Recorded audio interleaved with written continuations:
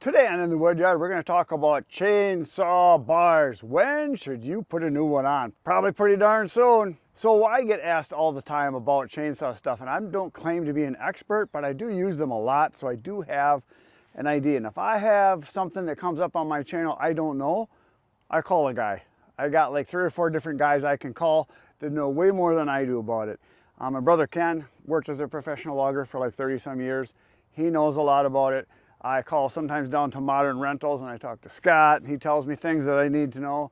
And I got a couple other buddies that run chainsaws as much, if not more than me. And so I call them and we'll talk a little bit about, problems that we've had, issues that come up, how we solve them, what the best, steps were as far as when to do it, how much it's going to cost, that kind of stuff. And bars are one of those things you really don't hear much about. Now, some people call them blades. It's a bar, so there's that. Now, this is a brand new Husqvarna 24-inch light bar. I just bought this and I'm putting it on one of my old saws that has a bar on it that looks something like this. Now, if you can see right here, see the big dip in there? Not this dip, this dip. There's some on both sides because the bar has been flipped back and forth. But what happens, I'll set this down, what happens is as your chain comes around the sprocket, the centrifugal force will force it to go around. It wants to make a circle. And what happens is that your guides will start to push up right here. Or your chain itself, the edges of it on the inside will start to push up right here where it comes off the sprocket. And you'll get a dip right here. And that will eventually cause your saw to not work right. Your sprocket can blow out on you. You can start to wear your chains out prematurely when you start to get the dip like this. I generally don't use these bars past about what this is. This is actually getting pretty bad. And this is a solid Oregon bar. Like I said, it's a 24 inch is what I run mostly. The other thing that you want to watch for is if your cuts are starting to go crooked, meaning that when you're, instead of going at a 90-degree on your log when you're cutting down, if it starts curving on you, I call it a steel cut. It's just a joke, calm down. But when they start to cut crooked, what that usually means, well, it can be like one of 3 things. The first thing it could be is that you got a sharp side of your chain, this side, and then a dull side, and the sharp side will cut faster, and your saw can actually start to cut at an arch, almost like a crescent. That can happen. The other thing that can happen when your saw starts to cut crooked is that your rail is not even. This is the rail right here, and there's 2 sides to it because your chain guides run inside of this, and if your bar starts to get worn more on one side than the other, your chain then can also start to cant on you, one left or right, and it will cause your saw to start to cut crooked again. So that can happen. And there's things you can do to fix it. You can redress your bar, you put it in a vise, you just file it flat, and you can do it. You can take it in, they can redress it for you. There's tools that are made that you can do that. I generally don't spend a lot of time on my bars. I'm not a real big maintenance guy. When I start to have problems, if I can't fix it pretty quick, I just get a new one. I'm a guy that does that. I'd rather buy new stuff. But this one's been used a lot. And the reason I have this is I actually save my old bars. I've got, I don't know, 6, 7. I got some 20 inchers and some 24 inchers. I save a few of them. So most of them I'll just chuck. But I'll save them because if I'm going to be cutting where I know I'm going to be cutting a stump out, or if I've got somebody that wants me to do some landscaping work, like my boss at my residence, the bed and breakfast manager, also known as my wife, if she wants me to do something where I know it's not going to be something I want to run a brand new bar and a brand new chain, and like I'm cutting a stump off, or if she got some roots that are sticking up in the yard, because I don't mow at home, she does all the mowing. If there's a root, she doesn't like it, instead of taking an axe, I'll take a saw and I'll just zip it off, level it out, and done. So I save these for that purpose. Now, the other reason your saw could cut crooked is if you have the wrong gauge rail, which means the width in the space between your rails here. This is a .050. We call it a 5.0, and then there's 5.8, which are the 2 standard sizes. And then there's obviously smaller gauge yet, and there's bigger gauge. There's a 404 chain. There's different sizes, but the 5.0 and the 5.8 are the 2 pretty much standard ones. If you have a 5.0 gauge bar and you put a 5.0 chain on there, it's not going to be in there very tight as far as your guides running on the chain guides running on the rail. It'll have slop to it. And when you cut, if you tilt your saw a little bit more left or a little bit right, it can actually start to cut crooked on you because that chain, instead of being solidly running here, it's got wobble. It's like having a tire that you don't have the nuts tight on your tire, and your tire can start to wobble. It's a bad thing, so that can happen. Those are the 3 reasons I can think why your saw might be cutting crooked. So there's that. Now, I have taken saw bars in, and this is one that could be done. This has got a removable tip. They can pound out the rivet that's in here, and they can put a new tip on it. I've done that a few times on a bar that was pretty good, but it cost almost as much as just buying a new bar. So I'd rather just have a new bar and not have to worry about fixing and saving pennies. I'd rather just get back to work. So that's me. I think the last time I had a couple bars dressed and put new tips on might have been 5-6 years ago on a 20-inch bar, and I think I paid, it might have been like 70-80 bucks for the 2 that I took in, or maybe it was 3, I don't remember. But you get a new bar, a brand new bar, for like 50-60 bucks if you get a solid one. Oregon bars are pretty cheap for like a 20-inch or 24-inch, so they're not that expensive. But I much prefer these, the light bars. Now, Steel makes light bars, Husqvarna makes light bars. Is it Sugihara and then Tsunami or whatever? There's different brands. Husqvarna doesn't actually make their own.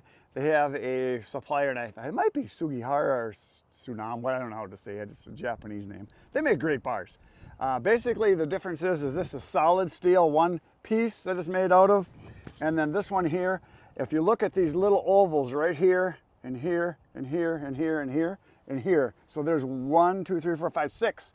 These are actually blanks in here. So it's basically like a plastic. So they take that out to make the bar lighter. And they might be like about a pound lighter, maybe not quite a pound, but they're noticeably lighter. And as being an old, crusty, rotten, moldy bag of oatmeal like myself, I like light things, which is why I like this light bar. So we're gonna go over to some saws, and I'm gonna show you one that we're gonna replace right now and show you some of the saws that I have with different amounts of wear in the tips. Okay, so here we are at the tailgate of my truck. I got these saws out. I just recently bought the one down in the end, and that is the new 564 XP-G. I actually traded in my 564 XP for the G version, and I haven't even cut with that yet. That's brand spanky new. I just picked it up at Modern Rentals, and it's got a brand new bar, brand new chain on it. It does have the Husqvarna X cut on there. And then the next one in line is a 572 XP-G, and that one has an old Oregon bar on, and that is the one that I'm going to be putting this bar on, the new Husqvarna lightweight bar and a new chain on it, because the chain on there I can see is down to, it's way past halfway. It's probably at least 2/3 worn, which it'll still cut, but not as nice as a new chain. I know there's guys that think old chains cut better. Well, you're just wrong. It's not a racing saw. I know racing saw guys, they get down to teeth as light as they can. This is not a racing saw. This is for production, and a new chain cuts better than a chain that's all wore out. That's just a fact. I know some guys have a hard time with that, but that's the way it is. Okay, so we're going to change that out. The next one in line right here is my 592 XP. That has a bar on there that is the second one that I've had on there. The first one I had on there actually had a couple issues. It had a couple of chunks come out on the bottom of the rail, right where it comes, probably was like right about in here. There was a couple chunks that came out, and the rail was actually faulty, a manufacturing flaw. So when I took it in, they sent it into the company and they replaced it for free, which was awesome. So that's actually the second bar that's on there. And I've got, I don't know, lots of tanks of gas. You can see it's got a lot of wear on it, but the tip is still really good where it's where the sprocket makes the corner there.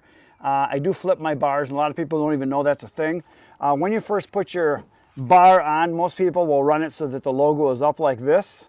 And as you change chains, and I probably do this, I would say pretty much every time I put a new chain on, I will flip the bar. Now, some guys will flip the bar like every time they sharpen or every other time they sharpen. I'm not that guy. I don't think that's that necessary. Maybe every third or fourth time you sharpen, you could flip the bar. I guess if you're real anal, but maybe I'm wrong. Maybe you're supposed to flip it, you know, every 5 minutes of running. I don't think so. I changed the bar. I flipped the bar pretty much when I put a new chain on. I will flip the bar over because it runs either direction. And a lot of people don't know that you flip the bar and you can get more wear out of both sides of it, because like I said, as your chain comes around the sprocket here and as the guides are pulling it this way, your saw wants to go in a circle, not at a big long oval. It wants to make that corner and it'll start to wear right here on the tip. Like, see if I can find the one, here it is, like this. If you can see here, you can see the wear in that, how that's starting to get pretty raggedy. And if you look right here, you can see it's got all kinds of scarring. If you look right at the tip, I don't know how well that focuses. I think that should focus halfway decent.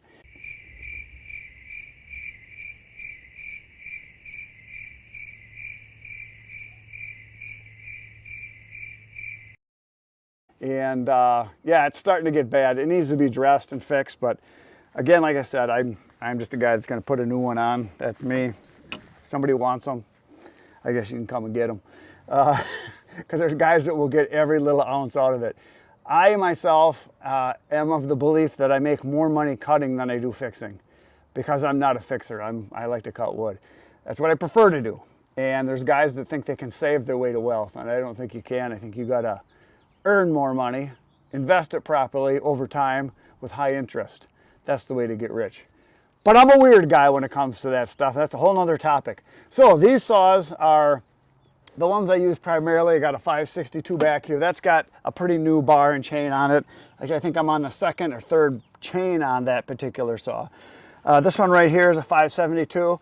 Again, you can see it's got the bars, got some wear. I'm starting to see a little bit of wear here. I'll hold this up so you guys can see. There's starting to be a little bit, you can see it's got a little bit of what I call burning on it too. If you look right, and I got gloves on because I cut myself all the time. If you look right here, you can see there's a little bit of burning, and I can start to see a little bit of a wear there. And the other reason I got gloves on is that when you handle these bars that have a lot of wear, what'll happen is you'll start to get some sharp edges right here. If you slide your hand across, I can actually feel it with the gloves. It's real, there's like burrs.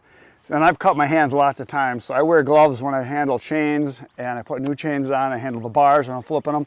These edges here can get real knife-like, and you can cut your hand on it if you slide it across it. So yeah. Anyway, you can see here, this one's got a lot of wear to it. Another thing I should mention, because a lot of people don't know this, a lot of people that aren't in the know, I will show you this. Well, I think all of these, actually all of these have it. Your tip on your saw, these are all replaceable like I mentioned before. Now, one of the things a lot of guys don't know, obviously this can be replaced because it's a part that can come out. On this side of this particular bar, this is Oregon, there's no hole right here where the sprocket's mounted, but if you flip it over, if you look right here, there's a hole right there and there's a hole right there, and that is for greasing. You can actually grease the tip, and you should do that pretty much every time you change a chain. That's when I will grease the tip. Or if I notice it's really hot and I'm cutting really dry wood, maybe every second, third sharpening, I will squirt some grease in there, and there's a little tool for doing that. So there's that. Yeah, and on this new Husqvarna one, this brand new bar, there's a grease hole right there, and there's one on the other side. So it's got a hole on both sides, so you can pump just one shot of grease in each side. When you pump it in, you will see the grease come out from around the sprocket and sometimes around the rivet. Sometimes you'll even see it, but usually you'll see a little bit of grease come out. That way, you know, you got plenty in there. So we're gonna put this brand new bar on this old crusty Oregon, my 572 XPG. It's got the only one that doesn't have a Husqvarna light bar on it, and then my stable will be complete. Okay, so here's the new bar, here's the new chain. Yeah, it's an Oregon chain. It is not a Husqvarna chain because they're all sold out of the Husqvarna chains. I got the last one actually put on my new saw, the one back here, the 564, the new one. And so we're going to take this off. Now, this is something a lot of you might not know exists. They make a ratcheting scrunch now. I don't know who makes them, probably made in China somewhere. So yeah, I have this, and it works good. So we're going to take off the old bar, and almost all of the saws I have, I shouldn't say almost, I think all of the saws I have keeper nuts now, which means they're contained, they don't fall off on you. So when you're in the woods, if you drop one in the leaf litter, you're not going to search for an hour trying to find it. I just have extra nuts that I keep in my saw box that's in the back there. So take these off, and this is probably going to be pretty darn crusty. I'm going to have to get my brush out and clean this off, I think. Come on, I know you want to come off. It's just a matter of time. There it is. So there is the old bar, the old chain. I'm going to save both of them, and you can see how much wear is on there. It's not great. It's got tons and tons of burrs right through here that I know I'd be cutting my hand on if I didn't have gloves on. So there's that. We're going to set that down. This is the old chain, and you can see it's probably 2/3 gone, but it still cuts okay. It'll be a good backup chain for a day when I hit all kinds of wire and rocks and stuff. I can put it on. I'll get that sharpened. So then here is the new chain, and again, this is an Oregon chain. I just got to get it so that I can put it on. For those of you, this is a trick a lot of people don't know. When you get the double loop like this, I got a loop here and here.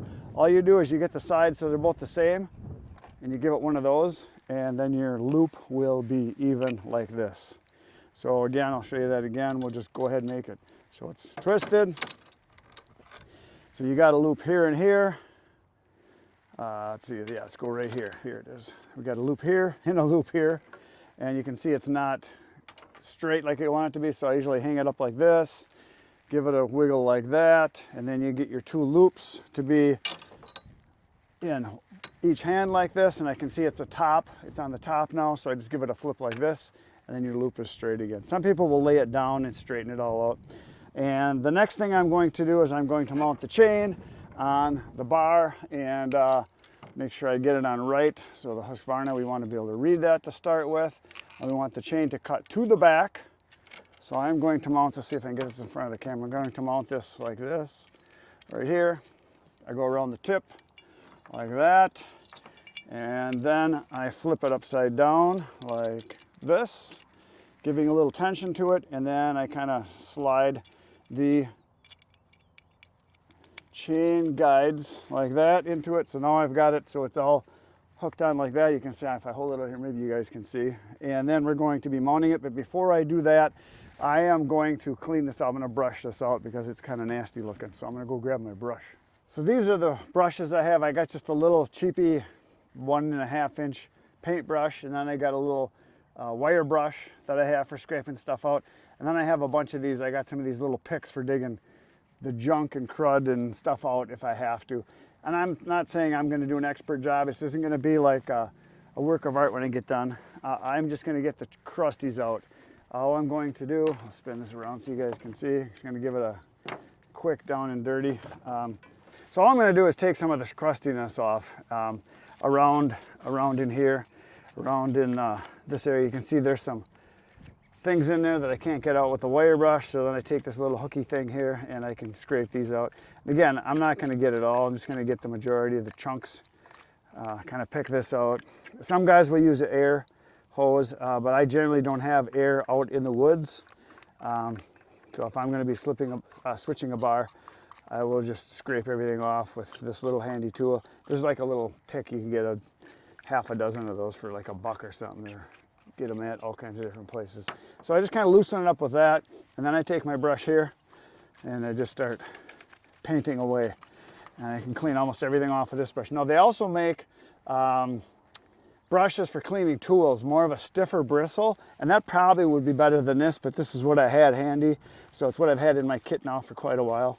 And again, I'm just gonna clean off the schmutz, as Scott likes to call it at Modern. He calls it the schmutz, because you do get a lot of that.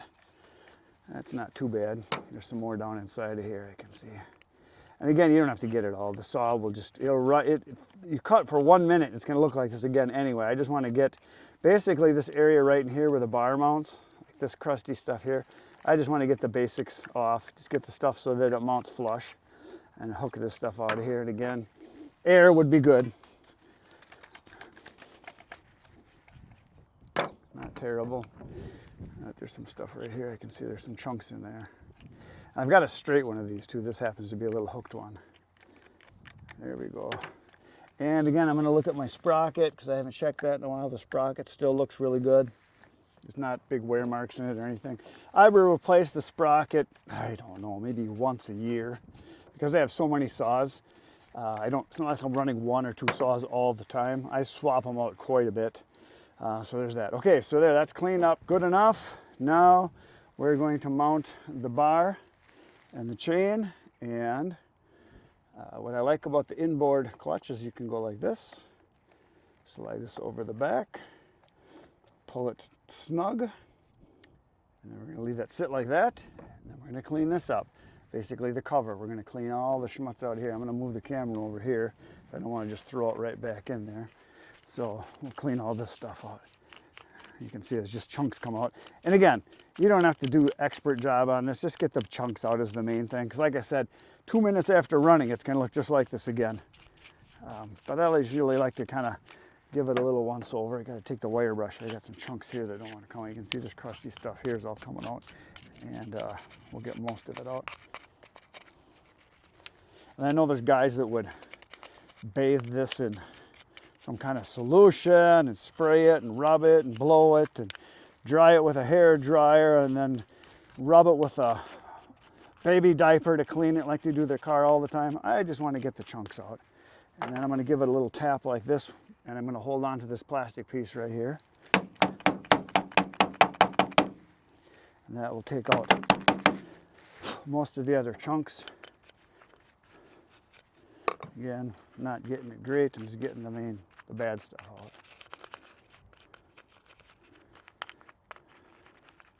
What I like about these keeper nuts is they stay right on there. What I don't like is they got to be lined up just right to get the bar on and to get the bar off, because it will kind of catch on you. Whereas if you had a regular old school style where you take the actual nut off, it's kind of easier to mount, I think. But once you get the hang of it, it works pretty good. Okay, I got most of it. I'll give it one more brush with this. There we go. Good enough for government work, as they say. So again, if you ever have trouble when you go to put your cover plate on, you can't get it to snap on like you want it to, it's because your tensioner has been moved back a lot, because if you had an old bar, an old chain, you're constantly tightening it. And this is a brand new bar and chain combo, so I'm going to back the tensioner off. There's a little peg that comes down that mounts into the bar. I'm going to back that off, probably a good 4, 5, 6 turns. There you go. See, it just fell in. And then I can tighten it back up and get it snug. So we're tightening that up. And then I am going to hand start these nuts. Just get them started. And I'm going to look underneath, and I am going to make sure my sprocket is lining up properly, and it looks like it is. I think we're all lined up. Yep, and again, you want to have gloves on when you're doing this. So now I can tighten all this up.